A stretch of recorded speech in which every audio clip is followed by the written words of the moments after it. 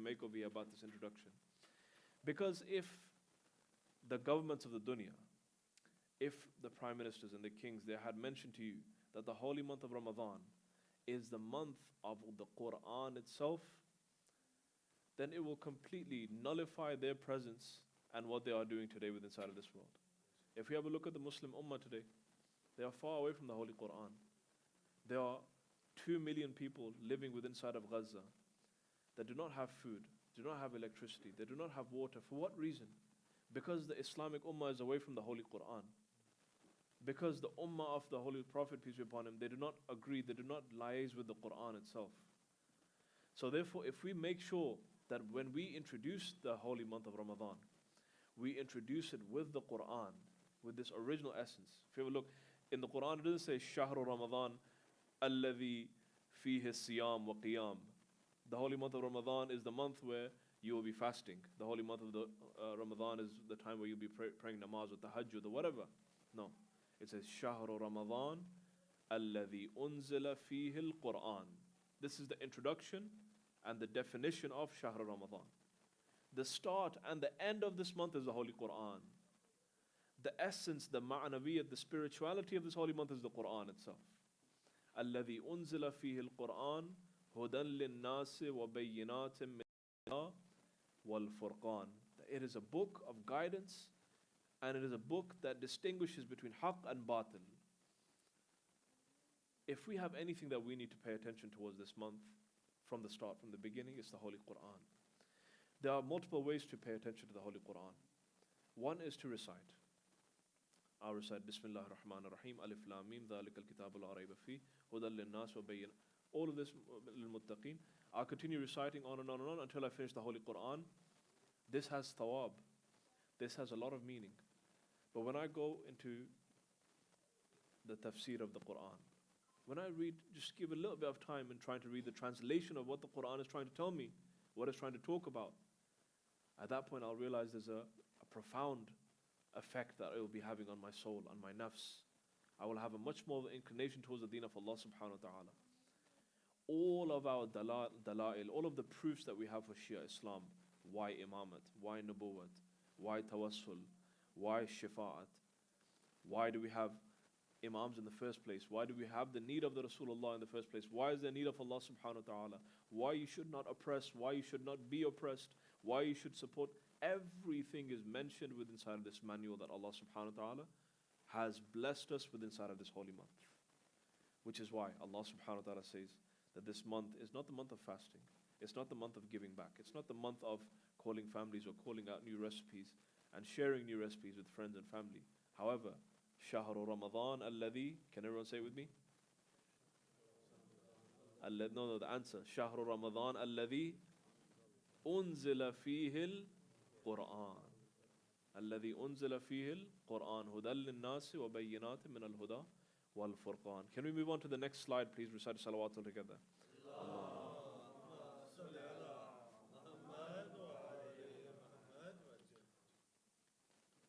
So can the AV team please move on to the next slide so everyone can be familiarized with what we are speaking about. Inshallah, recite salawat all together again, please.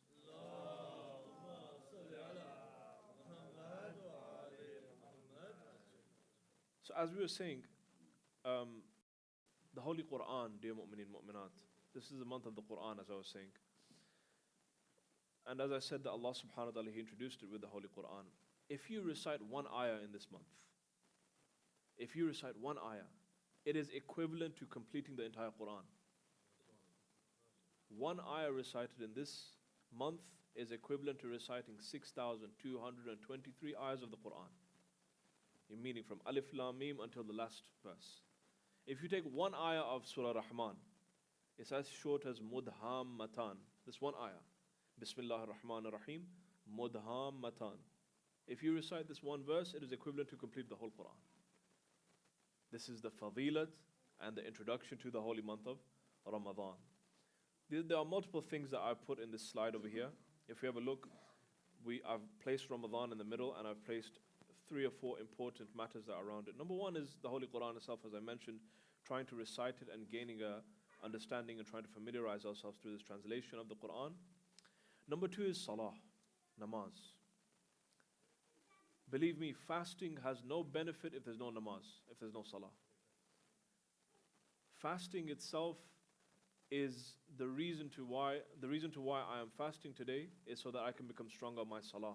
The reason to why I am fasting is so that I can pray my salah on time. If I'm not giving importance and establishing salah, then I'm not completing the rights of the holy month of Ramadan. And there's one part obviously where we talk about reciting our namaz on time, because at the end of the day, we do align towards the awqat al-shar'i. When it comes to the Dhuhr time, when it comes to Maghrib time, Fajr time, we try our best to recite our namaz on time.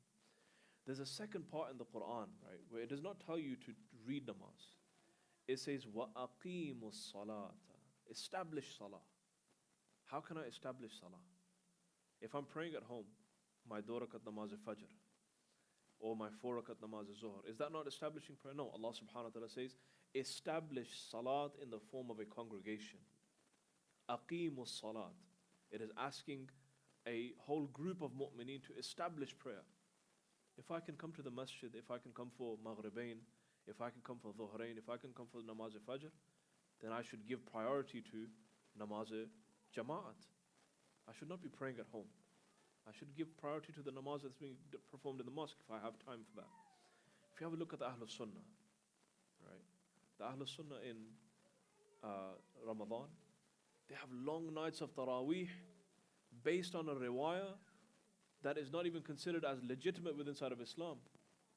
They are performing Taraweeh based on a caliph who had enmity against the Ahlul Bayt alayhimus salam. Their aqeedah within inside of that man is more than our aqeedah within inside of our namaz al-jama'at. Can you imagine that? They go in their thousands and they stand all night based on the riwayah of a man who was against the Ahlul Bayt alayhimus salam. He was a murderer of the Ahlul Bayt alayhimus salam. He deviated people from Islam. But they still follow him. They have aqeedah in him. They have iman in that man. Right? They do not allow any disrespect happening to him. But our Shi'as, when it comes to Salatul Jama'at, when it comes to filling the mosques and the ranks for namaz, why is it not prioritized? Is it because we have a belief that we are all on the correct path?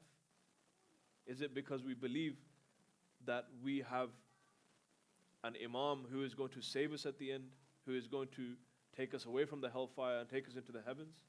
What is the process? What is the understanding? Why do we not establish salah? This is one very important segment that we need to pay attention to, that is giving importance to namaz, and not just namaz itself, giving importance to salat in establishing this unit of Ramadan. Recite salawat, please.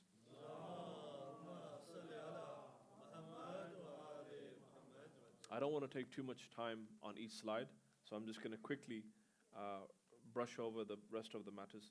The third matter that I put down is abstinence. Right? Everything about the holy month of Ramadan is abstinence, from the start to the end.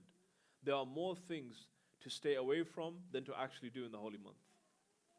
The wajibat are less, and abstinence, things that you have to stay away from, are much more.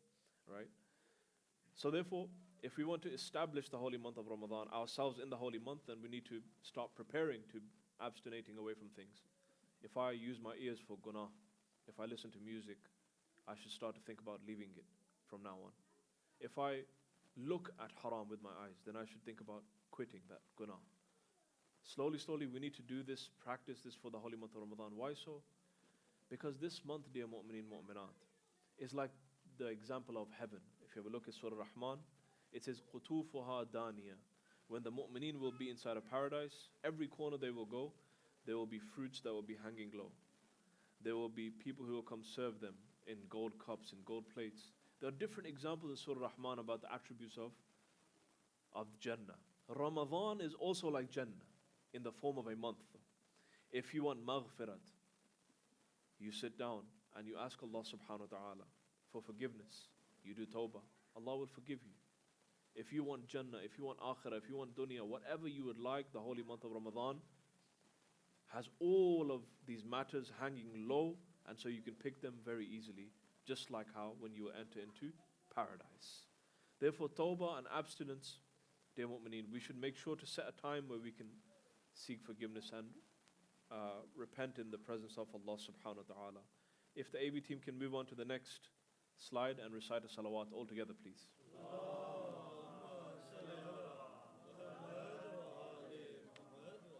And if everybody is still listening to me, recite another salawat all together, please.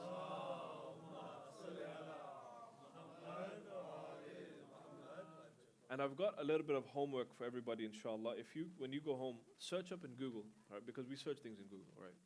When we have some sort of doubt, Shaykh Google is the first person we ask first. So one of the things I would like to mention is, please type in khutbah al-Sha'baniyah of the Holy Prophet, peace be upon him. The Rasulullah sallallahu alayhi wa sallam.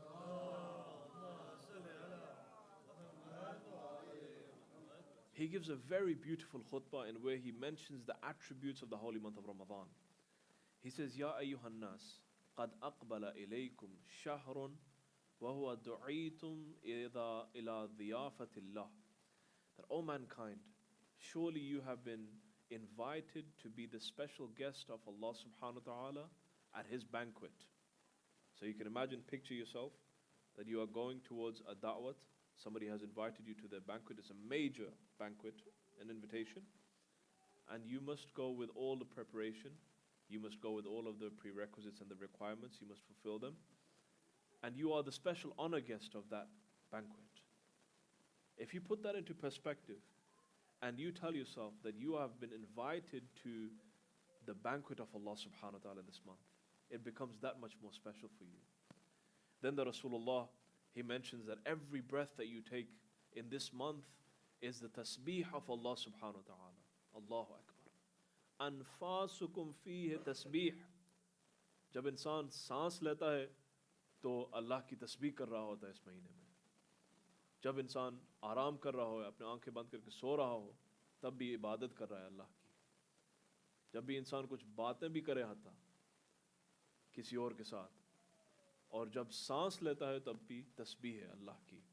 अगर इस माह शाबान के आखिर में जब रसूल खुदा ने ये खुतबा दिया था, अगर इसी के ऊपर गौर व खोज करें तो इसमें कुछ नुकात ऐसी नज़र आएंगी माह मुबारक रमज़ान के बारे में जिसमें कोई और महीने के बारे में नहीं लिखा. वनौमुकुम फीहि इबादत, जब आप सो रहे हैं तब इबादत है. वअमलुकुम फीहि मकबूला, हर जो भी नेक अमल अंजाम दें तो अल्लाह की बारगाह में मकबूल मंजूर है अल्लाह की बारगाह में. वदुआउकुम फीहि मुस्तजाबुन, अल्लाह की बारगाह में दुआ करेंगे तब भी मुस्तजाब है.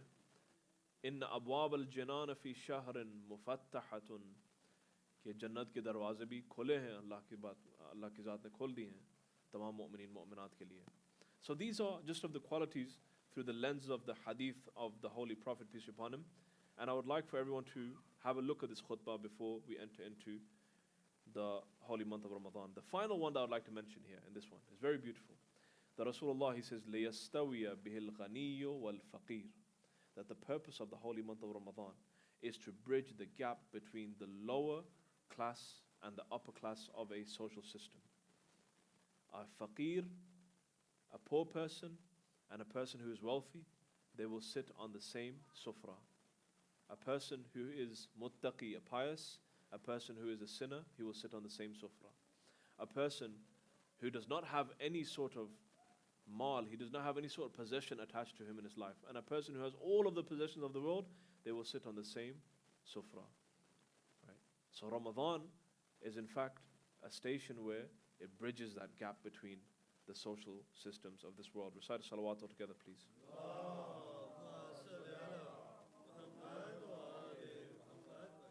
If we can move on to the next slide, please. And before they do that, please recite another salawat ala Muhammad wa ala Muhammad.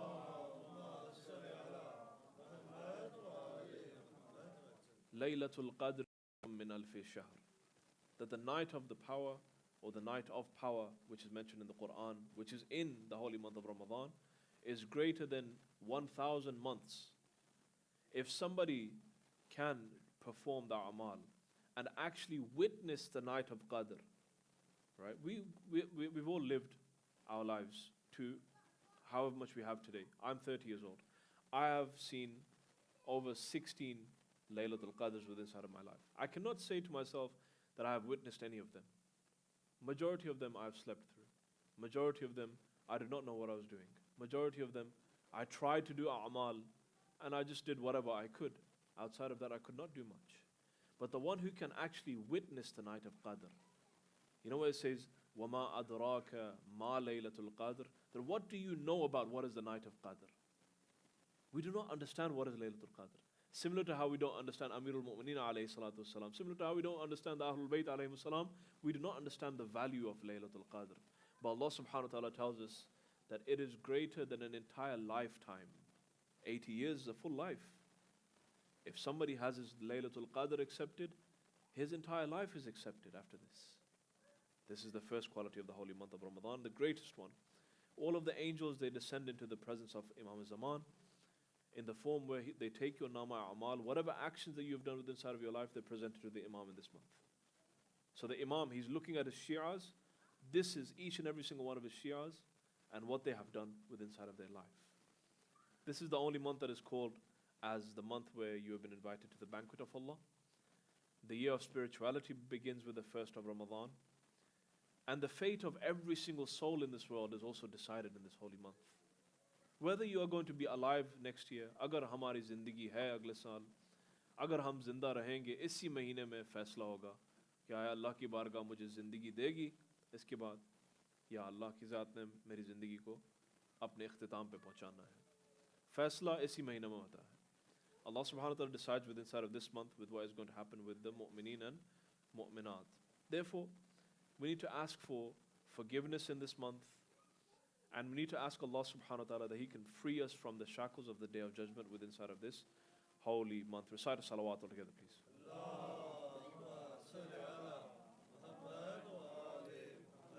And as I promised, it's an interactive session. If anybody has any questions with regards to what I've said so far, any comments, anything that they feel like saying about the holy month of Ramadan that they feel like is important, then please, Bismillah.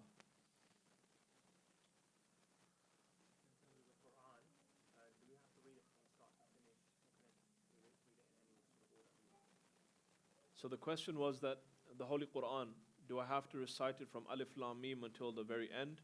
Is that necessary? First of all, any ayat that you recite in the holy month of Ramadan, it is beneficial, right? And it is like completing the whole of the Quran once you've recited one verse, okay? So therefore, the answer to your question is that not necessarily you have to recite it from Alif Lam Mim until the end, right? But any ayat that you can recite, and dear mu'min, I would like you to just pay attention to this.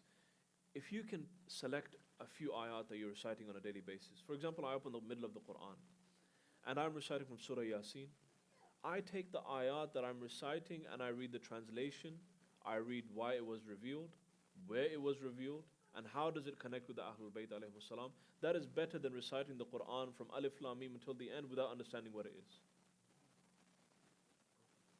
The ayat that I'm reciting today, I don't have to start from Alif Lam Mim and be in a race with my brother and my sister, my father, my mother, right? Because we're usually in a race. We're in a race to finish the Quran. We need to be in a race of trying to understand the Quran. Who can understand the Quran the most, right? Instead of trying to finish it. The maqsad is not trying to finish it. The maqsad is trying to take the nur outside of this Quran and place it into my heart so I can be a better mu'min for the rest of the year. Imam Sadiq alayhi salatu wasalam,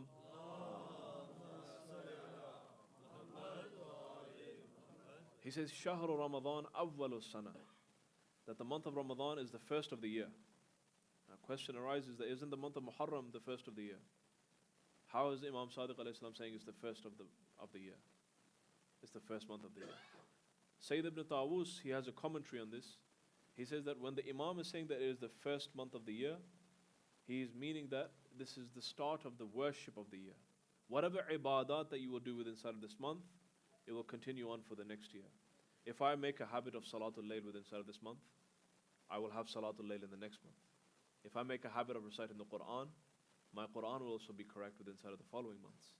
If I make a habit of trying to abstain away from haram, then in the following months I'll also be strong enough to abstain away from haram. Whatever I do within inside of this month, whatever I sow, I will reap within inside of the following months and the following year.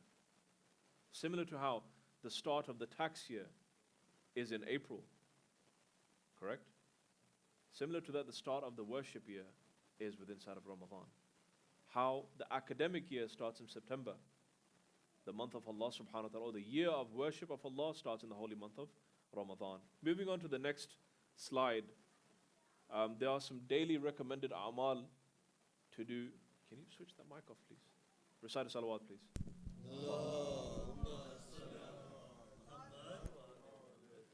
Ahsan, ahsan. So moving on to the next slide, there are certain a'mal that we can do within inside of this holy month. Now, if we look at all of these a'mal, it's very difficult to say that I'm going to be the one who's going to recite dua sahar every day, dua iftitah, salatul layl, doing the dhikr of Allah subhanahu wa ta'ala, reciting that. No, it's not going to be possible. I'm not going to be the one who's going to do all of these at once. However, we need to start with baby steps. There needs to be something that I need to start on a regular basis. If I look at these a'mal, and I say that, okay, starting from day 1 to day 10, I'm going to start reciting dua sahar. I'm going to try my best to recite. I'm going to recite my namaz on time, but I have to go to work, I'm busy. I cannot recite everything. I cannot do dua iftitah, I cannot do salatul layl, but I need to do one thing that is consistent with inside of this holy month. Performing one matter consistently is better than doing all of the a'mal together and tiring yourself out spiritually, physically, mentally and emotionally. We cannot be the ones who tire ourselves out spiritually and emotionally. We need to pick one matter that is consistent. अगर हम एक ही अमल को इंतखाब करके उसी को मैं पूरे महीने या पहले 10 दिन के लिए मैं जारी रखूं और कोशिश करूं कि उसको मैं बेहतरीन अंदाज में अंजाम दूं, बेहतर है बानिस्बत ये कि मैं तमाम सारे अमाल को अंजाम देकर अपने आप को ख़त्म कर दूं बिल्कुल. We do not want to finish ourselves spiritually. We want to ignite ourselves spiritually. How do we do that? By keeping one amal consistently. If that's salatul layl, if that's doing the dhikr of Allah subhanahu wa ta'ala, if that means by reciting the du'as of the holy month with translation. And I'd also like to share one thing from the ulama. They tell us that every single day there's a du'a of the holy month of Ramadan, correct? There's day 1, there's day 2, there's day 3, there's day 10, there's day 30, all right? If you can make that the theme of your day, read the translation and make that the theme of your day. That way you will make every single day much more beautiful for yourself. You will make your day much more beneficial, right? And you will incline spiritually as well if you make those du'as as a theme of the day for the daily du'as. And finally, if one really wants to reach the epitome of spirituality, if one wants to reach the highest level of spirituality, then he must connect to Abu Abdullah al-Husayn alayhi salatu wassalam.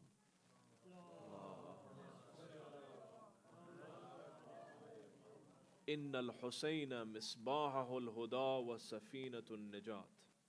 That surely Imam Hussein alayhi salam, he is the ark of salvation and the beacon of guidance. Asra'u sufun. Imam Sadiq alayhi salam, he says that he is the quickest ark of salvation that leads to Allah subhanahu wa ta'ala. You recite one ziyarat Ashura, you shed one tear for Imam Hussein alayhi salam, that brings Jannah for you. Wajabaluhul Jannah.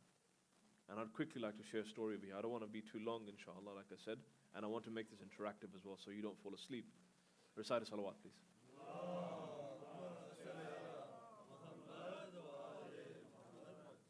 Allama Hilli, rahmatullah alayhi, he went to Karbala and he said that I'm going to stay here for 40 nights and do the ziyarat of the Imam because I have one question from the Imam.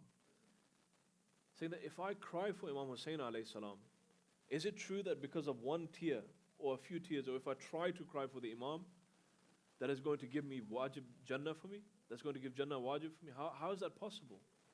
He says that I went there for 40 nights, did the ziyarat of the Imam, and I had left without no sign of answer, and I wanted the 12th Imam to come and respond for me.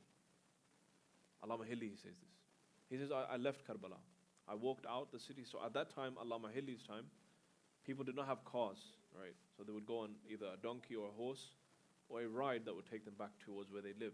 He says that as I was going back to Hilla on foot, he was walking back. He says, a man, he had come on a horse and he had asked me that he's going to Hilla as well and he would give me a ride towards Hilla. Allama Hilli, he says, I will come with you. And so he rides with the person to Hilla. And on the way, the man, he asks him that, why did you go to Karbala? He says, I went for ziyarah and I went to go do the ziyarah of Imam Hussein alayhi salam. And I had one hajat and I had a question And that was that is it true that if somebody cries for Imam Hussein or even tries to cry for the Imam, it's wajib upon him to enter into Jannah? And this was my question. The person who was riding the horse, he starts to tell him a story. He says that there was a king who got lost in the woods. And this king, he had sought refuge in the tent of a person who only had one cow. He had nothing but one cow.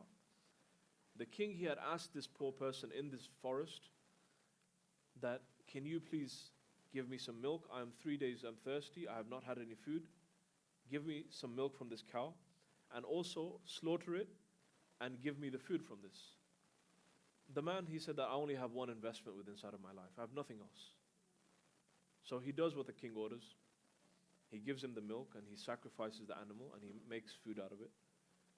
And when the king leaves and he goes back to the city, before he leaves, he gives him a piece of paper saying that when you come to the city, the main city, you come to the palace and I will give you gifts in return for what you have done for me. You have saved my life. You have saved my life. Because I was lost in the forest with my wazir, and you saved my life by providing me the only investment you had. This man, he had come to the city, and he comes to the palace of the king. And the king, he orders his wazir to give him emeralds and pearls and diamonds and gift it to him because he had saved his life.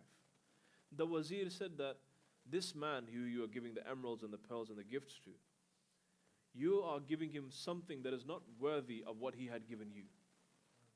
He had given you his entire investment. He had given you everything he had. He only had one cow. He gave you the milk from it, he gave you food from it, and he also gave you shelter in the only tent that he had. The only investment he had, he gave it to you. So the honorable thing to do is to give the only investment you have, which is your position as a king. Make him the king of this entire country. Allama Hilli, he says that as he was telling the story, as I was listening, we had reached Hilla. I did not realize that we had traveled, whilst I was listening to the story, we had reached Hilla already. And the man who was on the horse, he had dropped him off home.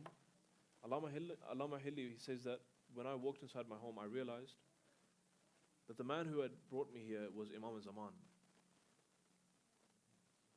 Recite a salawat, please.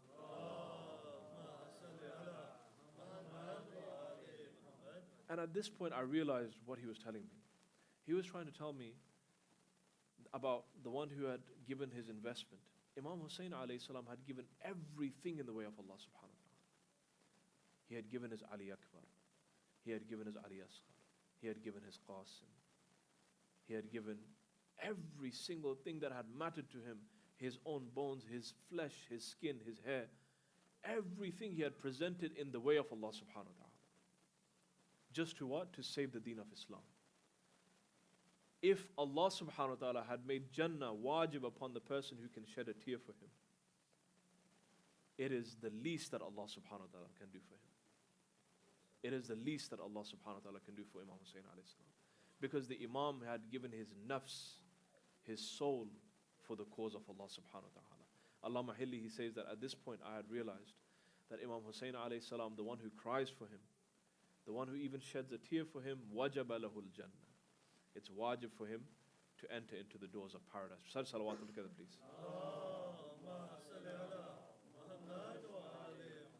And if you can skip to the next slide, please. And if anybody has a question with regards to what we were talking about, I'm sorry if the story was very long, but I hope it was beneficial, inshallah. Recite a salawat again, please.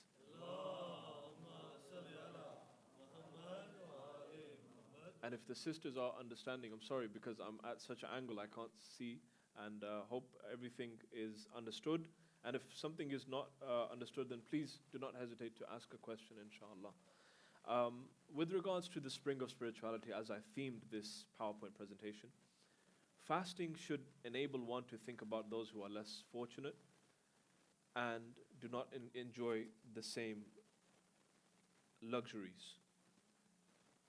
If I live a life of the holy month of Ramadan where I cannot think about those who are misfortunate, those who are needy, those who are living in difficult times, then I should think about what I am eating. The Quran orders us to say, فَلْيَنْظُرْ إِلَىٰ تَعَامِهِ. That insan, فَلْيَنْظُرِ الْإِنسَانَ إِلَىٰ تَعَامِهِ. Insan should look at what he's eating. इंसान को देखना चाहिए कि क्या खा रहा है. अगर इंसान माह मुबारक रमज़ान में फ़कीरों के लिए, नियाज़मंदों के लिए, वो जो लोग मुश्किलात में गुजर रहे हैं, वो जो मज़लूम फ़िलिस्तीन में ज़िंदगी बसर कर रहे हैं, अगर उनके बारे में मैं सोच नहीं सकता माह मुबारक रमज़ान में, तो मुझे देखना चाहिए कि क्या कुछ मैं खाना खा रहा हूँ, क्या हो रहा है मेरी ज़िंदगी में, कि मेरे दरमियान, मेरे और मज़लूमों के दरमियान एक फ़ासला हो चुका है. अगर मेरे और मज़लूमों के दरमियान फ़ासला है तो माह मुबारक रमज़ान अज़ीज़ान मोहतरम बेहतरीन फ़ुर्सत है कि इंसान मज़लूमों के लिए कुछ फ़िक्रमंद बन जाए, मज़लूमों के हम व गम उसके दिल के अंदर आ जाए. लिहाजा माह मुबारक रमज़ान अजीम महीना है और फ़ुर्सत है. Fasting has no meaning if one cannot look beyond grudges and stories of the past. Right? If I'm still the exact same person in the holy month of Ramadan and afterwards, then know that I am not progressing, rather I am regressing. Fasting requires sabr. Fasting means that you are humble, right? So that social status and power and rank and all these matters can be obliterated and we can unite under the presence of Allah subhanahu wa ta'ala. Fasting requires you to be sincere. Fasting requires you to forgive others. And one of the most important matters within side of fasting and Ramadan is being able to stand for the madlumeen, being able to stand for those who are oppressed. Ramadan is the month of the oppressed. Ramadan is the slogan for the oppressed, in fact. Ramadan calls out for the oppressed. This holy month of Ramadan, we should be the ones who think about them and try to change our own ways within inside of our own lives and thank Allah subhanahu wa ta'ala for the ni'mat that He's provided to us within inside of our life. Recite salawat, please.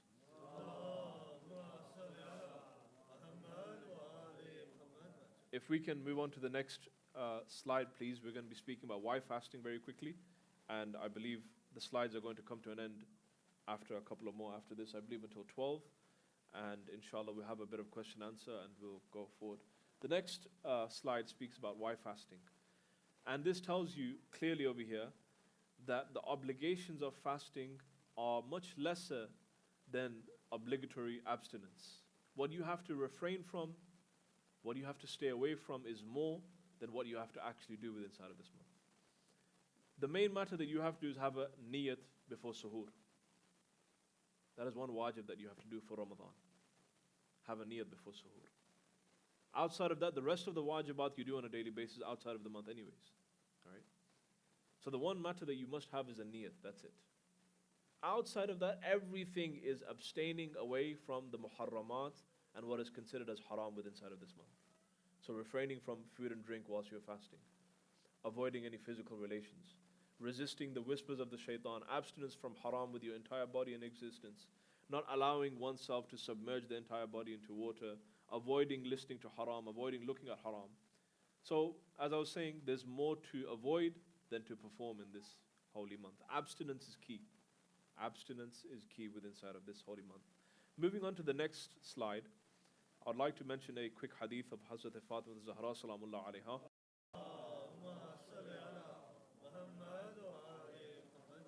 And if you'd like to take this reference down, it's Bihar al-Anwar, volume number 29 and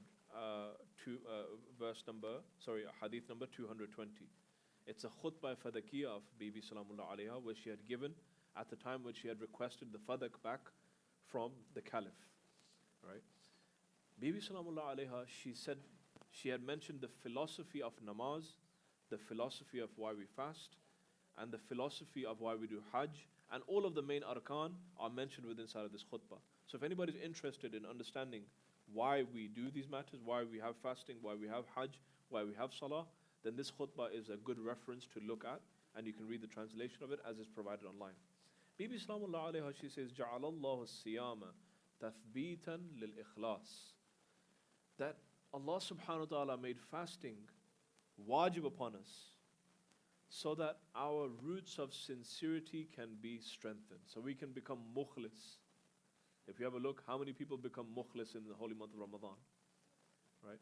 When somebody sees there's an amal to do, when there's something good to be done in the mosque, cleaning up, right? When somebody sees reciting the Quran, when somebody sees doing dua, when somebody sees giving food out in the holy month of Ramadan, a person wants to do it as much as possible because Allah subhanahu wa ta'ala has made wajib, the fast wajib, or the holy month of Ramadan as wajib, so that our roots of sincerity and our roots of ikhlas can be strengthened within inside of this holy month. Dear mu'mineen, mu'minat, if we want our sincerity and our ikhlas to be strengthened, if we want to be mukhlis before Allah subhanahu wa ta'ala, then we need to hurry towards good actions.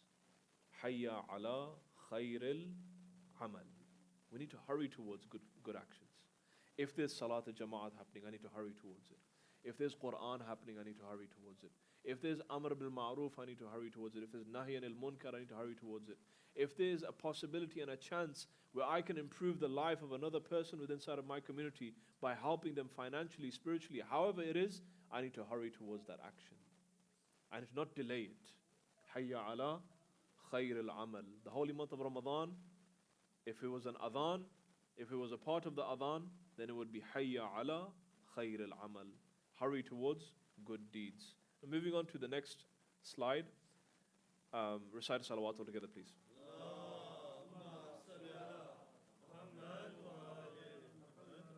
If you have a look at the cycle of fasting, right? This just briefly mentions over here. When somebody keeps a fast, right? Fasting, it will clear the diseases of your soul because you are abstaining away from what is haram. Because you're staying away from haram, because you are avoiding that which is the hudud or the parameters which are set by God, your soul becomes clear. You start to think clearly. You start to look at matters much more clearly. You can see and distinguish between haqq and batil. But when I'm indulged into my sin, when I'm indulged into the ma'asiyat and violating the hudud of Allah subhanahu wa ta'ala, I cannot see clearly. But in the holy month of Ramadan, Allah subhanahu wa ta'ala gives me that opportunity to look and see clearly. This is the time where I can improve in my ma'rifat, where I can improve in my basirat for the imam, right? And once these chains of sins are broken, dear mu'mineen, our purification is then achieved through this breaking of the chains. The Rasulullah sallallahu alayhi wa sallam,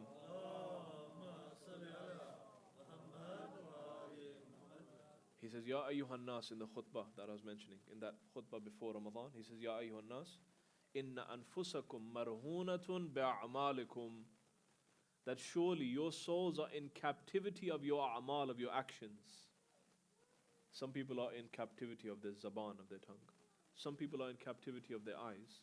Some people are in captivity of their ears. They know that this music is going to take them to the hellfire, but they still listen to it. They know that by looking at this haram, it's going to take them to the hellfire, but they still do it. They know that by backbiting, by slandering, by using foul language, it is going to take them to the hellfire. By their tongue, they will still go ahead and do it. Inna anfusakum marhunatun ba'amalikum. That every single nafs in this dunya, they are in captivity of something.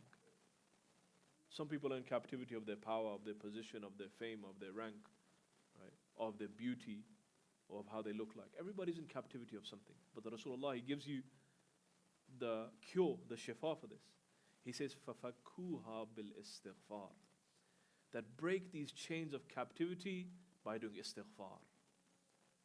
When one does istighfar, whilst he's fasting, he's reaching towards purification much more quicker than any other time in this world.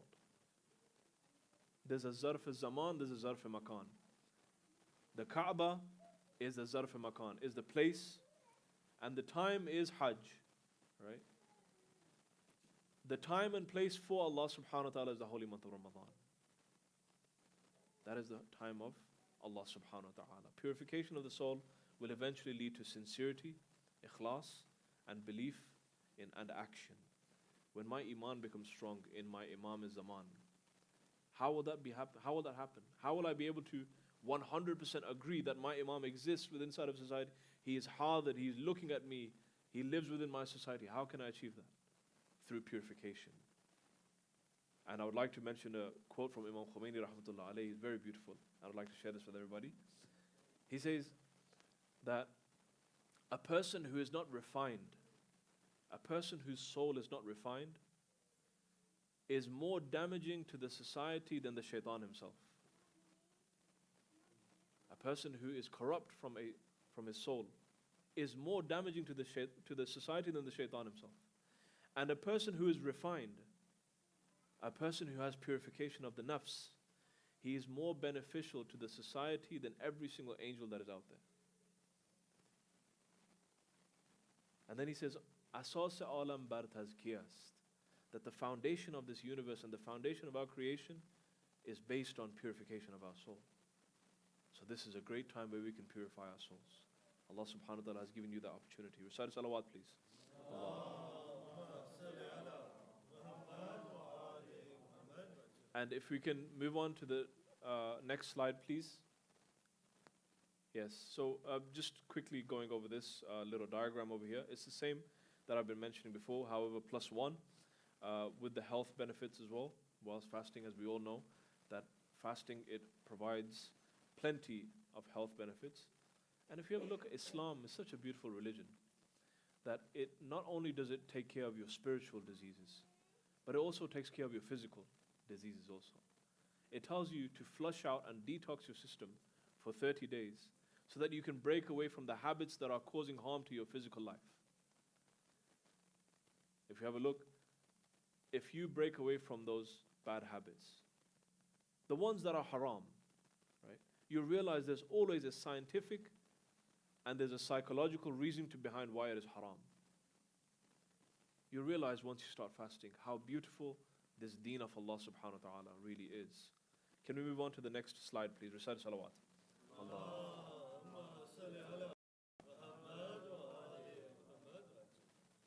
The next slide is an interesting one. And I believe everybody has a bit of, has a 2 cents to put in with inside of these type of slides. And they have an idea and understanding of what does a healthy Ramadan look like and what is an unhealthy Ramadan. Dear mu'mineen, mu'minat, an unhealthy Ramadan versus a healthy Ramadan, which is mentioned over here. Number 1, spending the entire day in waiting for iftar. I try my best to wait for iftar. And when iftar comes, instead of hayya ala salah, I'm hayya ala iftar. Right. We need to be the ones who are hayya ala salah, hayya ala khair al-amal. At the best of actions, the best of deeds. At the end of the day, we're going to open our iftar. We're going to open our fast. We need to use our time wisely, and we need to create a schedule. If you schedule yourself in this holy month, believe me, it's a beautiful month.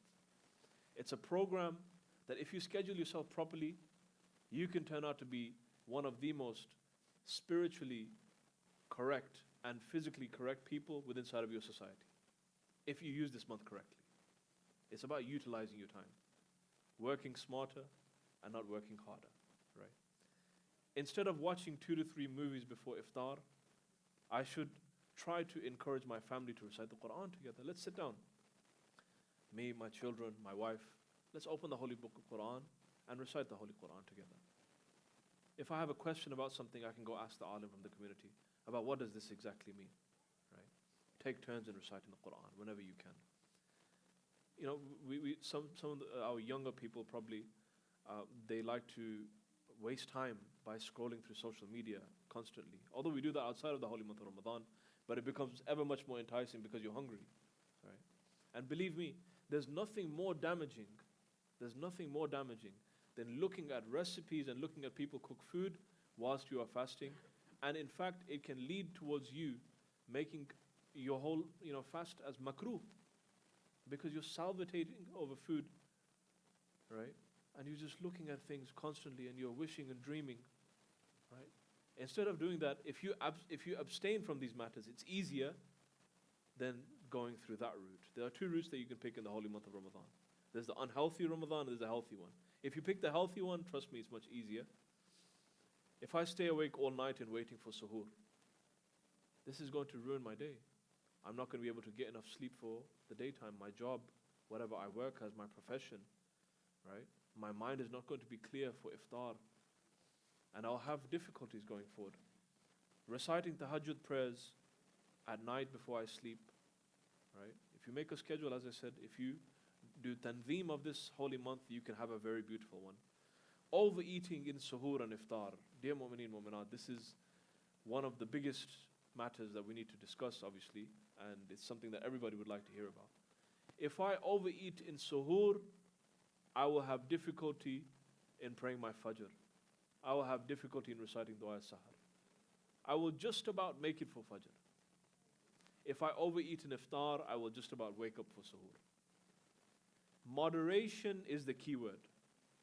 If I can be moderate in everything, if I can be moderate in drinking water, if I can be moderate in eating, if I can be moderate in using my zaban, if I can be moderate in looking, if I can be moderate in every single matter, moderation is the key of the holy month of Ramadan. Moderation in every matter. Trying to limit entertainment, dear mu'mineen, and learning more about the deen, about why our imam, why is Amir al-Mu'mineen alayhi salam the imam of the Shias? What proof do we have? How can I prove it from the Ahlul Sunnah books? What dalil do I have if Imam al-Zaman, if somebody asked me today, you believe in the 12th Imam, you believe that the Imam Mahdi is born today, what proof do you have? What will be my response? What dalil do I have from the Quran? Instead of watching the movies and trying to go through entertainment and trying to pass time through that, I can use my time and dedicate it towards the matters that I do not understand about the deen. It's a month where you can excel within inside of this holy month. Therefore, this is a holy month. This is the slide that talks about the unhealthy and healthy Ramadan. Recite salawat, please.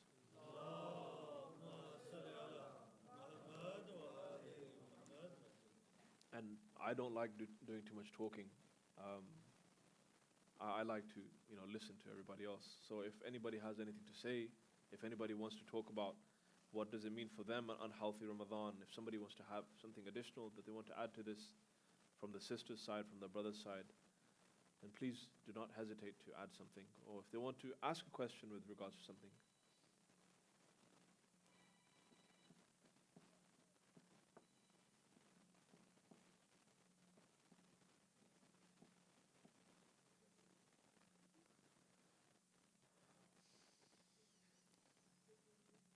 I think everybody's enjoying, hopefully.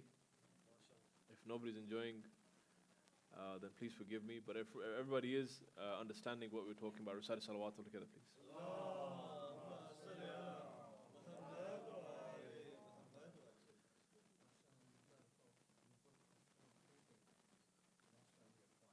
Oh, Jazakallah khair. Well, hopefully I was wishing that this PowerPoint could be beneficial. One last matter that I would like to mention from the healthy Ramadan and move on, inshallah. Sometimes we get hungry and thirsty during the day. More, we get weak. We don't feel thirsty. We don't feel hungry, right? It's more of a weakness that we feel within inside of our body, a dha'af, that we want to sleep and want to rest, right? But there are certain times where you feel thirsty. Utilizing the time that you have within inside of the holy month means that if I feel thirsty, I say, Assalamu alayka ya Aba Abdullah al-Husayn alayhi salam. Believe me, the inclination of spirituality, the elevation that you will have after reciting that salam, you will only realize before and after reciting the salam. One verse. Assalamu alayka ya Aba Abdullah wa ala al-arwah allati hallat bifina'ik. When you are thirsty, when you are hungry. It's a healthy Ramadan that way. When you spiritually incline yourself towards Allah subhanahu wa ta'ala. Moving on to the next slide. The next slide is something to do with, obviously, with what we will be dealing with on a daily basis. Dear mu'mineen, mu'minat, an unhealthy suhoor is something that is sugary, something that is oily, right? Something that is going to be difficult for me to indigest. The leftover biryani, the nihari, the halim, these things can, continue to make me bloated and stay indigested, right? It will clog up my stomach and will not allow me to digest properly, right? Because of our lack of vitamin D and other vitamins, right? We struggle to digest anyways. So we do not want to make matters even worse in the holy month of Ramadan by having foods that will ruin our digestion system. The month of Ramadan comes to clean and detoxify your body. If we go ahead and toxicate our bodies even more, then believe me, Ramadan is a very difficult month if we are going to head and do that. However, there are things that we cannot avoid. I'm not saying over and say that me as the resident alim of this mosque, I'm never going to have sal in this month. No, absolutely not. But as I said in the last slide, that moderation is very key. You can have some salam. However, you should try to substitute the rest of the 3 rotiyan with something else.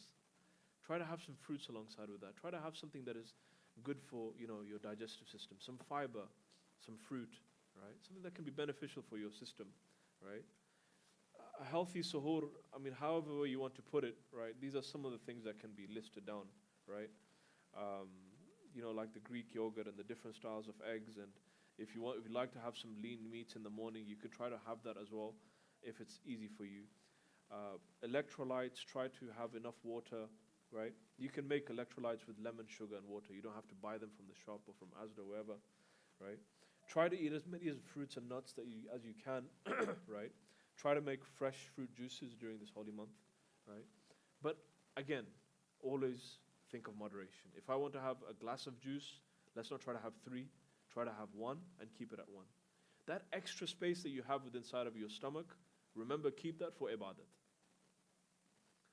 We always feel, right, there's a little gap that you can fill in your stomach, that you can continue eating to reach the perfection of the satisfaction, or you can leave it, right? It's up to you. If you leave that extra space, you'll stand up for namaz. If you do not leave that extra space, it's very easy to fall into the trap, right? Because it's iftar time and, or suhoor time, and I'm hungry, and I want to eat as much as I can so I can carry on for the rest of the day, right?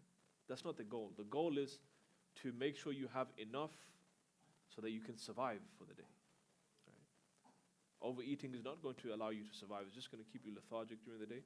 Have things that are healthy for yourself. Next slide, please recite a salawat.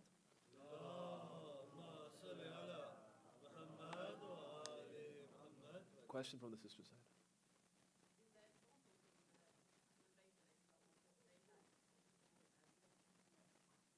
For iftar. If you want to give the examples of the Ahlul Bayt alayhimus salam for suhoor and iftar, then we would be in a lot of trouble. Because our iftar and our suhoor are very luxurious in compared to the Ahlul Bayt alayhimus salam. Right, we have a look at the life of our Mawla Muttaqiyan, Amir al-Mu'mineen alayhi salatu salam.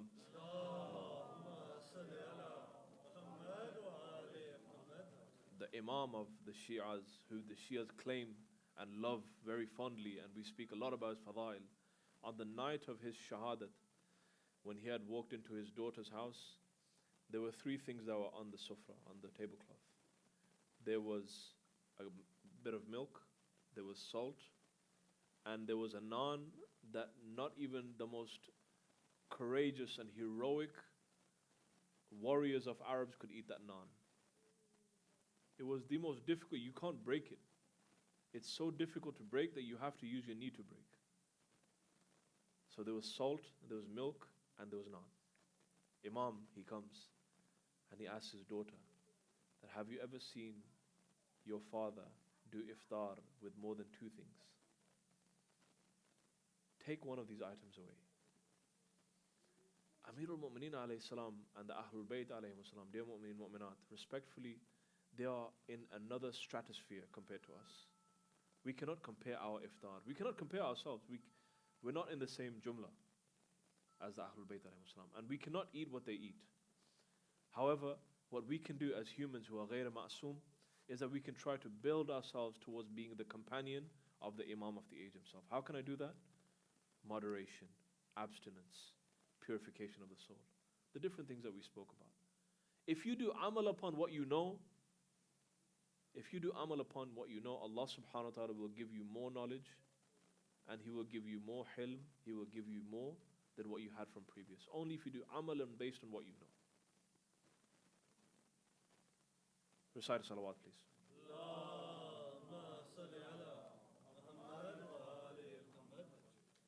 Question?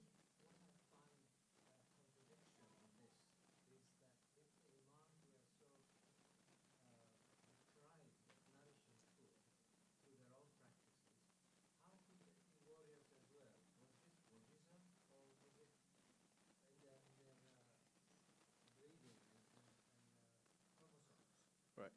So the question is good, right? However, the Imams were not deprived, right? To say that they were deprived of anything, that's not a correct way to say something. However, the Imams, they chose the lifestyle, right? They chose the lifestyle of being simple. They chose the lifestyle of being down to earth, right? And if you have a read through the lives of the Imams, like specifically Amir al-Mu'mineen alayhi salam, he says that I have given talaq to this dunya 3 times. I don't understand that. Neither do any of us will be able to understand what that sentence really means. the Imam who is the Imam al-Jinn wal-Ins. He is the Imam of the entire universe. He is the Imam who will decide who will go into the hellfire and who will go into the heaven. He is the Imam who has all of the attributes of all of the Anbiya alayhimus salam and all of the Imams within inside of this man. He is the Insan Kamil. He is the man who is the most perfect within inside of the Ahlul Bayt alayhimus salam. Alongside with the Holy Prophet, peace be upon him, the most perfect humans of this world. Right? He is the man who's saying that I have given talaq to this dunya 3 times. Right? I am cut off from this dunya completely. He's not in need of this dunya. Right?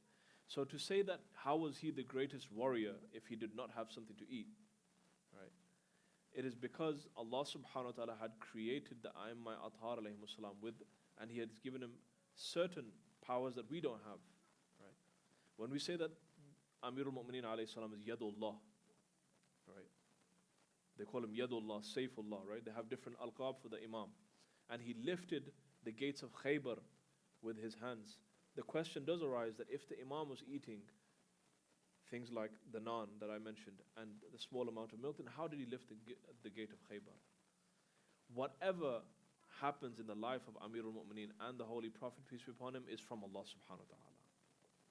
You have to understand that. Right? It's not because he was from a specific clan or tribe, no. It's because Allah subhanahu wa ta'ala gave him those special powers. Amirul Mu'mineen alayhi salam himself says that after I had lifted the gates of Khaybar and I had thrown it a few meters to that side, the gate of Khaybar, if you go to Buckingham Palace, for example, right, and you look at the size of that gate, it's a bit taller than that, probably. The Imam, he lifted the gate of Khaybar and he threw it a few meters that way.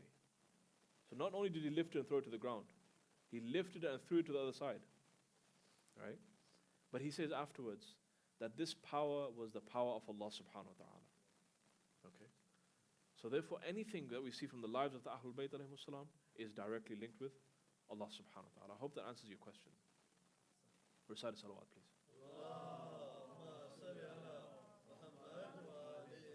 Right, there are only 2 slides left after this, so if everybody could just quickly pay attention to this, and inshallah we'll end as soon as possible. Unhealthy iftar, we'll get straight into it. Drinking too much water at suhoor and iftar time. When it comes to sahri time, we think that to stay hydrated I need to drink 7 glasses of water before I sleep. No, absolutely not. You need to have enough electrolytes within inside of your body to stay active during the day. At iftar time, dear mu'mineen, if we want to open our fast, open it with 2 things.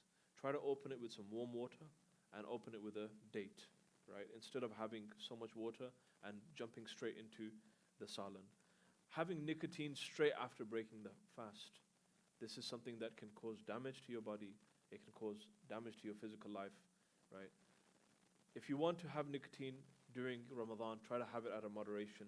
Have it at a correct time where you are physically able to handle it. Right?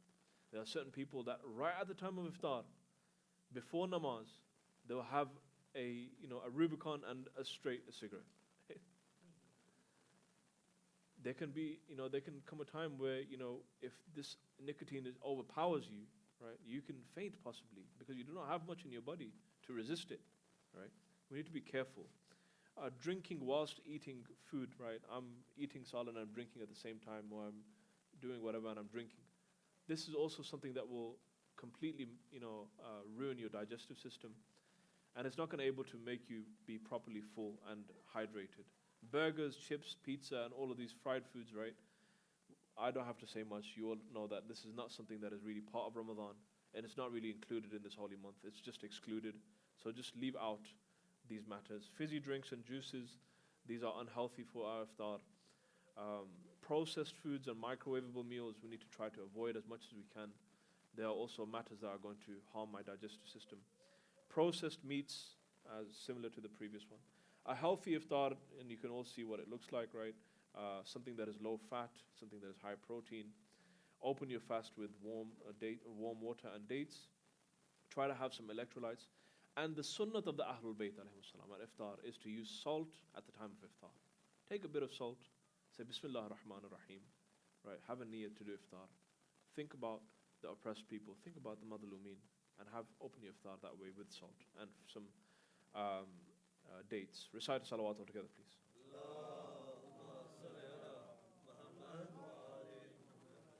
Always keep rice and roti at a moderate level.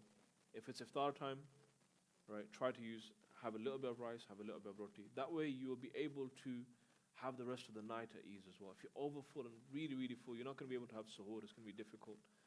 And then when you do not have suhoor, your days will go difficult as well. So therefore, please make sure that you take benefit of the holy month of Ramadan. Recite salawat, please.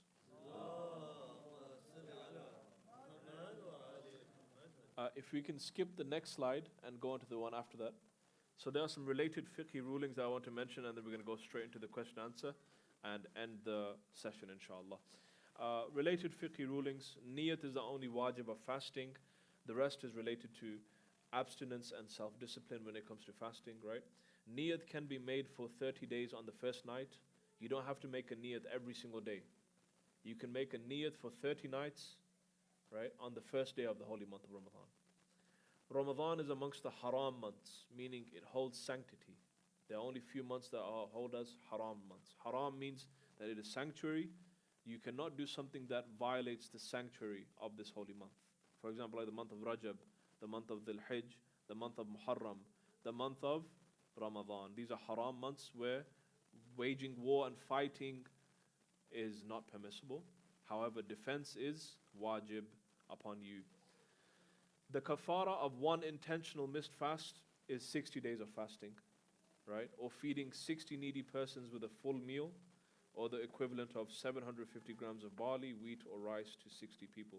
That is the kafara of one intentional missed fast. अगर इंसान अमदी तौर पे रोज़ा को तर्क करे, यानी ऐसा ना हो कि मसलन कोई मुश्किल पेश हुई हो तो रोज़ा टूट गया है, लेकिन उसने अमदी तौर पे उसने रोज़ा तोड़ लिया है, तो फिर उसके 60 दिन का रोज़ा रखना उसके लिए वाजिब बन जाता है, कफ़ारा है जो उसको अंजाम देना है.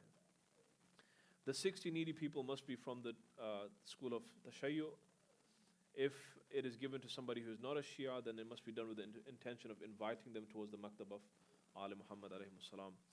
Brushing your teeth does not invalidate your fast, and I put that in a bold format so that everybody can understand and not have any confusion and try to avoid brushing teeth because they may think that it's going to invalidate their fast. No, it does not invalidate your fast. The only way it can invalidate your fast is if it goes past your throat.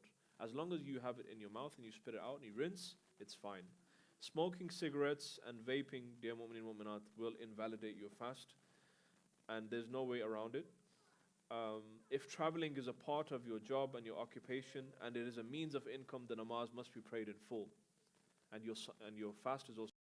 अगर मैं सफ़र करूं और मेरा सफ़र का मकसद मेरे काम के लिए है, तो फिर इसका मतलब यह है कि मेरा रोज़ा भी ठीक है, सही है, और मेरी नमाज भी पूरी है, क्योंकि मेरा सफ़र दरामद के लिए है. अगर दरामद के लिए सफ़र है तो फिर नमाज भी पूरी है और रोज़ा भी सही है उसका.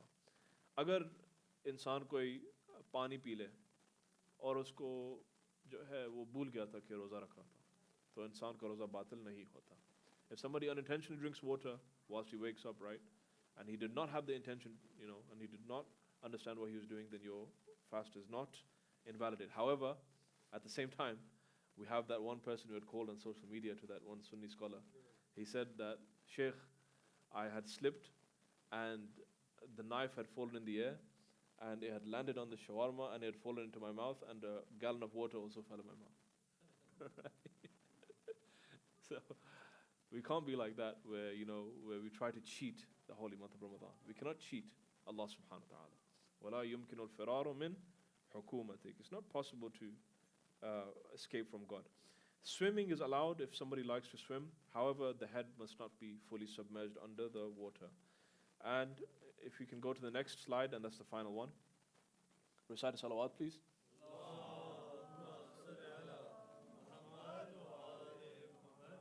Can we move on to the next slide, please? Jazakallah khair. For the sisters who are in this session, inhaling the fumes from cooking will invalidate your fast. So I just heard that, this is kind of wrong for me to say this is for the sisters. Brothers and sisters, please be aware that if you are cooking, then do not inhale the fumes from the smoke of your cooking, because it will invalidate your fast. My apologies to the sisters. But however, if you do care to make some meal for your husbands, then Please know that inhaling the fumes from the cooking will invalidate your fast if done at excessiveness. If there's any stock left between my teeth whilst I'm fasting and I swallow it, right, it is invalidating the fast if it's done intentionally, right? There's sometimes where it's uncontrollable, there's something remaining in my teeth, and I pull it out with my tongue or whatever it is and I swallow it intentionally. That will invalidate my fast. However, if it's done unintentionally, then it's not a problem. The wajib ghusls, dear mu'mineen, they have to be performed before Fajr. If it's not performed before Fajr, or if the ghusl for the women, which is mentioned, if it's not performed before Fajr, it is going to invalidate your fast. You're not going to be keeping a valid roza. And then obviously if somebody, if there is any relations, right, between a husband and a wife whilst fasting, right, then this can be invalidated if one has entered into the state of janaba. That's something that's very important to understand as well. If somebody relates something to the Rasulullah and the Ahlul Bayt and it does not have a credible source, اگر کوئی فرض کرے کہ یہ میں نے رسول خدا سے حدیث سنی ہے یا میں نے نقل کیا کسی کتاب سے یا کسی سے سنا ہے کہ رسول گرامی اسلام نے ایسا کہا ہے اور وہ حدیث کے ساتھ مطابقت نہیں رکھتی, کتاب کے ساتھ مطابقت نہیں رکھتی, تو ہو سکتا ہے کہ کیونکہ میں اہل بیت علیہ السلام کے بارے میں جھوٹ بول رہا ہوں, میرا روزہ بھی باطل ہو سکتا ہے. تو ہمیں کوشش کرنا چاہیے کہ جو کچھ بھی ہم کہہ رہے ہیں کوشش کریں کہ صحیح کہیں اور ریفرنس کے ساتھ کہیں. جب بھی ہم کوئی حدیث نقل کرنا چاہ رہے ہیں, کوئی بیان کرنا چاہ رہے ہیں, تو have some credible source when you are saying your ahadith. If the one who is fasting travels for the purpose of disobedience of Allah, his prayer is complete and must continue his fast with no concessions. And if traveling outside the city limits for pleasure or personal purposes, then traveling after Zuhur will mean that they must have completed their fast. So that is the related fiqhi rulings for Ramadan. It's not everything. You can search for more in Tawzi al-Masail and the different books of our Maraj Taqleed. Recite a salawat all together, please.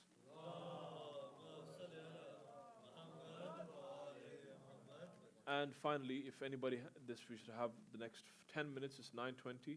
We'll go to 9:30. If anybody has any questions related to these slides, this PowerPoint, and anything outside of this holy month.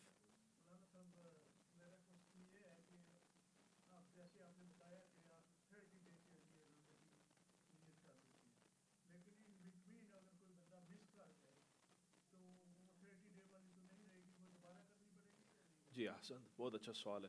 اگر انسان کوئی 30 دن کے لیے نیت کرے پہلے سے اور روزوں کے درمیان وہ کہیں پر سفر کرنا شروع کرے یا کہیں پر ایسا پڑ گیا کہ روزہ نہیں رکھا اس نے, تو آیا اس کو پھر دوبارہ روزہ رکھنا ضروری ہے, نیت کرنا ضروری ہے؟ جی بالکل, دوبارہ نیت کرنا اس کے لیے ضروری ہے. لیکن وہ کچھ اس طرح کی نیت کر سکتا ہے کہ میں فرض کریں کہ 15 دن میں نے روزے رکھے ہیں اور جب 16واں دن پہنچا تو میں کہیں پر سفر کر گیا اور میرا روزہ باطل ہو گیا فرض کریں, تو 16 سے لے کے 30 تک میں نیت کر سکتا ہوں. یعنی جو کچھ باقی بچا ہے رمضان کا اس کے لیے میں نیت کر سکتا ہوں, اس میں کوئی مسئلہ نہیں ہے, لیکن نیت کرنا ضروری ہے. And for the young ones who didn't understand, sorry, if the young children didn't understand, the question was that if I did a niyat for 30 days and my niyat breaks during the middle of Ramadan, maybe I traveled or I couldn't fast, then do I have to do a niyat again for the rest of the remainder of Ramadan? Yes, I have to do a niyat again. Swal hai.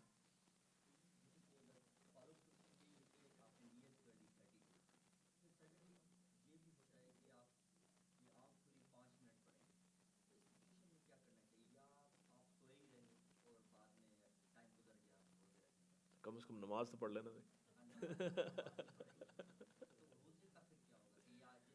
جی جی دیکھیں, اس میں سحری واجب نہیں ہے. ہمارا جسم کے اندر اتنی طاقت ہے کہ ہم 3 دن کے لیے بھوکے پیاسے رہ جائیں, کیونکہ ہم ماشاءاللہ سے ٹھیک ٹھاک کھانا کھاتے ہیں. 3-4 دن کے لیے ہم بھوکے پیاسے رہیں تو ہمیں کوئی مسئلہ نہیں ہونا چاہیے. اور اگر فرض کریں ایک دن سحری بھی مس ہو جائے تو بہت زیادہ غمزدہ مت ہوئیے, کیونکہ افطار کے وقت پہ انشاءاللہ ہمارے بہت اچھے طریقے سے دوبارہ افطار مل جائے گا پھر دوبارہ انشاءاللہ. روزہ رکھیں, نہیں ایسا نہ کریں کہ روزہ کو چھوڑ دیں. روزے کو نہیں چھوڑ. جی جی جی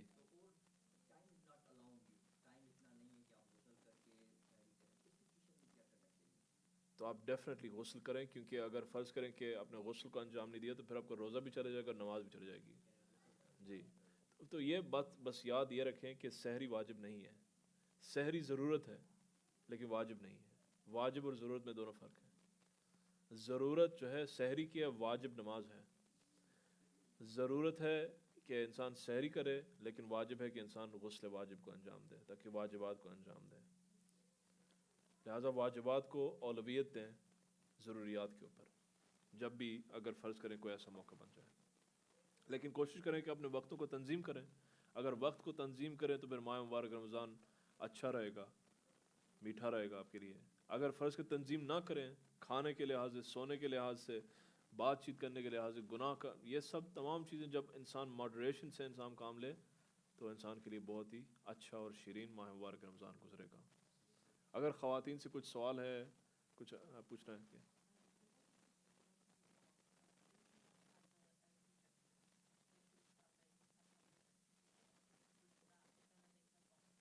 Injections do not invalidate fast, right?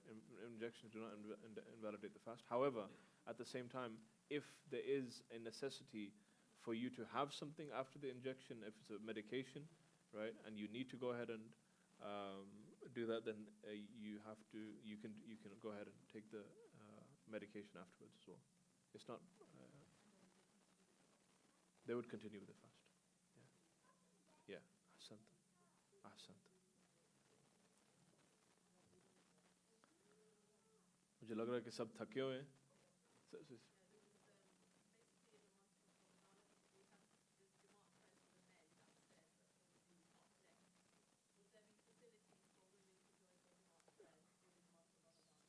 I that's a question that, if it was up to me, then we would have had Jamaat with the sisters, but I'm not sure. Obviously, we can have talk and discussion about this. Inshallah, the masjid should be open. As I said, I've said this before as well. The masjid should be open for both sisters and the brothers to come and recite the namaz. However, our facilities of such where there's one entrance for the men's and there's one entrance for the women, and there's only one hall.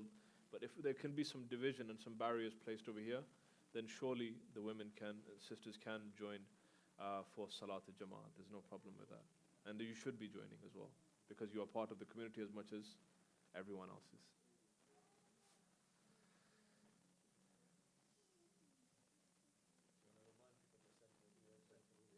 Inshallah, the center will be open every single day for Fajr namaz, for Zuhrain namaz, and for Maghribain as well, in comparison to the last years where we didn't have this. And inshallah, during the time of Fajr, on certain days, for Friday, Saturday, Sunday, the weekend, I will be holding a 5 or 10 minute tafsir for the surahs or the chapters of the final chapter of the Quran, chapter number 30. So the small surahs will be doing tafsir on that and discussing about them. And it will be beneficial because I've seen my father do that before. So inshallah, I think it's very beneficial, and inshallah, it will be beneficial for the community to have this tafsir for everyone as well. Yeah, of course, that's fine, because inshallah, inshallah. So obviously, we don't have unfortunately, we're not, we don't have a gathering for namaz jamaat like the Sunnis do, for example. You have a look at the Taraweeh, they have 1,000 people. They're running at 1 o'clock at night. Let's go for Taraweeh. And they're all encouraging their brothers and sisters. But our, namaz jamaat, fajr, if we did ever hold it, we would very difficultly, we'll have at least 4 people, probably maximum. So if that's the case, then we don't have to have a barrier. The sisters can come in the back over here and pray. It's not a problem at all. Inshallah.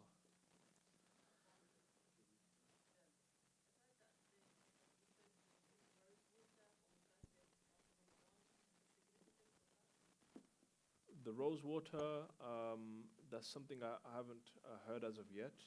But however, if you have some reference or something, I can have a look at that, possibly. From the sixth Imam, possibly. Possibly there is a hadith that relates to the sixth Imam where it says there's rose water is recommended. There are many ahadith that recommend even black seed, rose water, right, honey, and different matters, different things that can be said are recommended by the Ahlul Bayt alayhim salam. And surely this is probably one of them. rose water for the first. And I have to really look at that reference, inshallah. If you can send that to me, I'll happily look into it, inshallah. We have time for one more question and we'll end, inshallah. Or if anybody has some sort of anything they want to say about the holy month, feel free to, inshallah.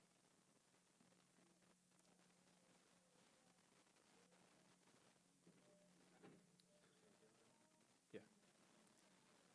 And at the end, at the end of the session, we need to recite Dua Shafa for Sayyid Raza Haider, who is recovering after his heart surgery, and all of those maris and all of those who are ill within inside of our community and outside of the community.